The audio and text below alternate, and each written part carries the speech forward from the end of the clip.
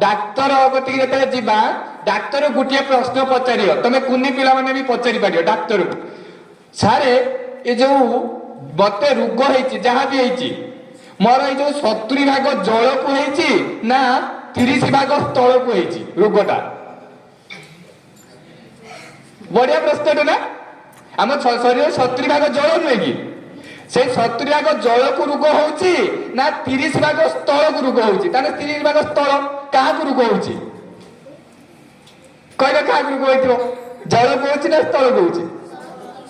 स्थल को हो जल को हुए रोग